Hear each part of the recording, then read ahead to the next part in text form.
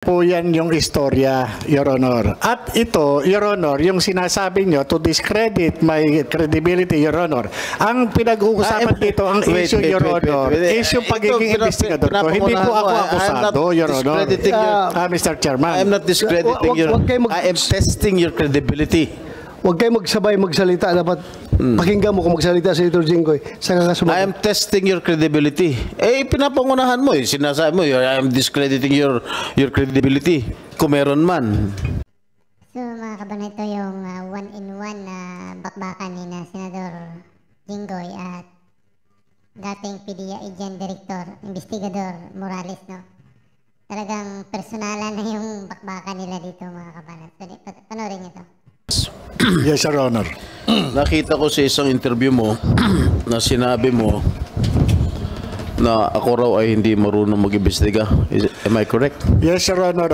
Yun po ay opinion ko bilang investigador dahil inaasahan ko po as inimbita po ako rito as resource person. Alright. At mistula ako na ituring na akusado. I will have to respect your opinion, but my track record in investigating here in all public hearings will attest to it.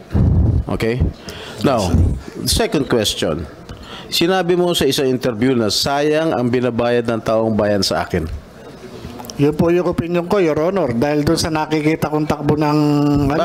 Bakit sayang ang bayad? Your Honor. Dahil ako, ginagawa ko, tinutupad ko ang aking sinumpaan tungkulin bilang inyong senador at kine-question mo ba ang 15 milyong Pilipino na bumoto sa akin? Dahil sinabi mo, sayang ang binabayad nila sa akin. Your Honor, yun po yung opinion ko, gawa ng ako po ay isang investigador. Ang investigador po, nag-extract po na information, nag-elicit po na information upang makuha mismo yung, yung ninanais dun sa subject matter. Kagaya po ng ginagawa natin ngayon. Ako po ay nagsasalita lang bilang sa aking opinion at bilang dun sa aking karanasan bilang isang investigador. Kapag ako po ay kaharap ng isang iniimbestigahan, sinisikap ko po na makuha ko yung sustansya na kinakailangan patungkol po dun sa hinahangad kong resulta. Ako po, hindi po kailanman na memersonal o kumakaladkad o naghuhusga sa pagkatao ng kahit na sino, lalo na yung mga naimbestigahan ko talagang mga kriminal. Yan ang opinion mo. Ito naman opinion ko. Okay. Meron akong kopya ng desisyon ng Civil Service Commission affirming the decision of PDEA Director General Arturo Cacdac finding you guilty of dishonesty, grave misconduct, and conduct prejudicial to the best interest of the service. The Civil Service Commission ruled that, and I quote, "It is undeniable, based on Morales' admission, that he concealed or distorted the truth about factual circumstance of the arrest of Chua and Miao. Morales' earlier statement that the arrest was a result of a lawful arrest and later, take note, retracted the same is telltale proof of dishonesty.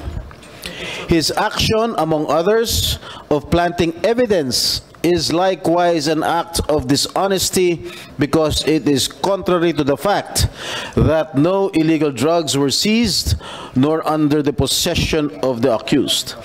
Ang desisyon nito ng Civil Service Commission ay kinatigan ng Korte Suprema noong January 20, 2016. Doon po sa kaso na yun, ikaw mismo ang umamin na you have planted evidence. Paano ka namin ngayon paniniwalaan sa mga sinasabi mo? Hindi nakapagtataka, gawa-gawa mo din ang mga alleged leak documents. Ano po masasabi niyo, Mr. Morales? Your Honor, hindi ko po makita yung relevance ng sinasabi niyong desisyon ng Civil Service Commission. Ang pinag-uusapan po natin dito, Your Honor, wait. I am testing your credibility, Mr. Morales. All right? You have string of cases filed against you, and one of these that I am mentioning right now is the decision of the Civil Service Commission, which was affirmed by the Supreme Court. All right? Your Honor, yung pong desisyon ng civil service na sinasabi nyo ay walang kaugnayan sa pinag-uusapan natin dito. Ang pinag-uusapan po natin dito ay yung investigation po na ginawa ko noong 2012. Bakit ka lumilihis sa mga katanungan ko? Huwag kang lumihis. No, Your Honor, hindi po ako lumilihis. Sapagkat ang pinag-uusapan po natin... Is it true that you planted evidence?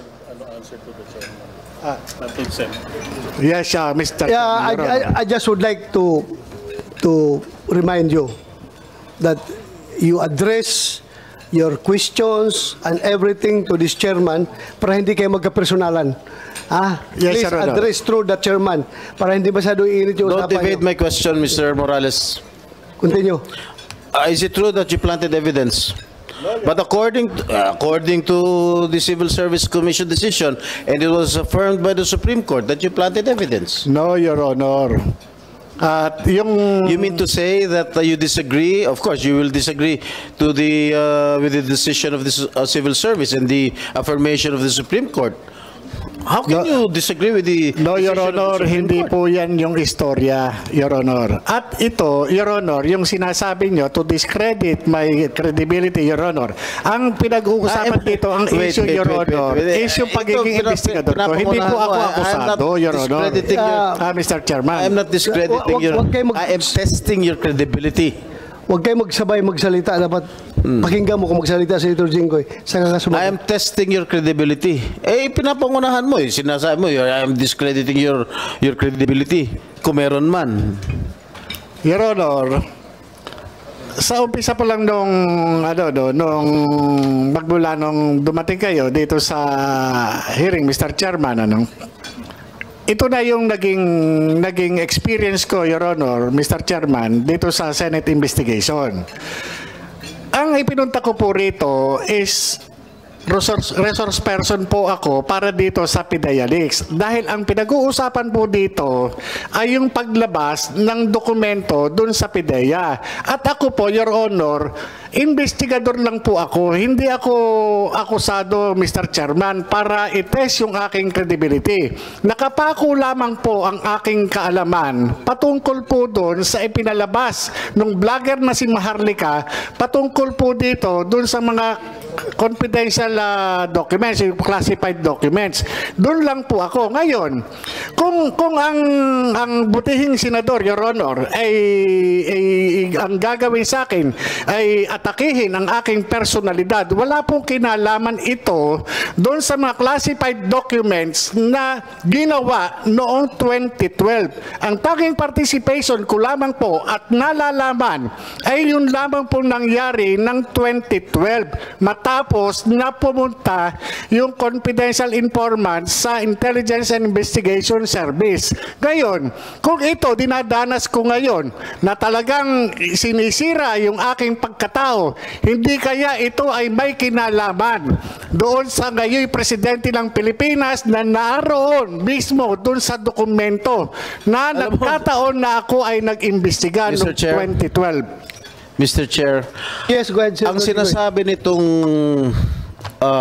resource person natin na dinidiscredit ko yung kanyang credibilidad. I am just reading all his cases filed against him. Okay? Inuulit ko lang. Okay?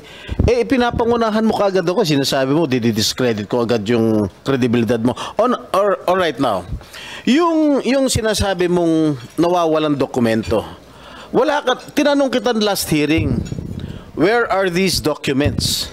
Sinasabi mo wala. Tinanong pa kita kung sino yung confidential informant mo. Sinasabi mong hindi mo kilala. Anong klase kang resource person? Wala kang mga ebidensya. Oh, Your Honor. Ikaw ba paniniwalaan ka namin dito? Your Honor, Mr. Ganyan Chairman. ang mga sinasagot mo. Your Honor, Mr. Chairman. The classified documents na piniresenta po ng vlogger na si Maharlika na napasa kamay nitong committee na ito po yung personal ko na under oath po in-identify ko. itong mga dokumento na ipinakita noon ni Senator Bato de la Rosa, ito po yung nagtataglay ng aking pangalan at pirma. At doon din po sa dokumento na yon ay in-identify ng PIDEA na sasakyan ng PIDEA, na mga kawani ng PIDEA yung mga nandun, at opisyal na sasakyan ng PIDEA yung naandun. Your Honor, yung mismong dokumento nagpapatunay, yun po ay galing ng PIDEA. Kaya nga po nagulat ako nung lumabas po yun. Tinanong natin ang PIDEA kung galing sa PIDEA. Ano sagot na, meron bang PIDEA rito? General Lasso. Yes, si Mr. Lasso. Tinanong na, I asked you during the last hearing if there is such an existing document. And what was your answer, Mr. Lasso? Your Honor, there are no such documents in PIDEA. Oh, sino nagsisinungal? Sino nagsisinungaling? Di ba ikaw? Your Honor, hindi po ako sinungaling. Ano ka? Nagsasabi Liar. lang po ako ng totoo. You are a congenital liar. Base po doon sa aking personal na kaalaman noong 2012 bilang isang investigador. Senator Jinggoy, if I may. Your Honor. I have already made my peace about that particular document. Sabi ko, naniniwala ako sa PIDEA na wala yan sa kanilang files dahil wala talaga yan doon. Niwala ako.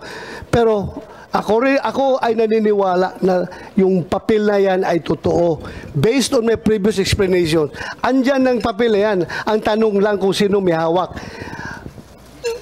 Ako naniniwala ko. Based on everything that I have examined, nandyan yung papel na yan. Hindi lang alam kung sino may hawak ng papel na yan ngayon. Where is that alleged document? Where is Kasi ang nandito ngayon is photocopy? soft copy. Soft copy lang.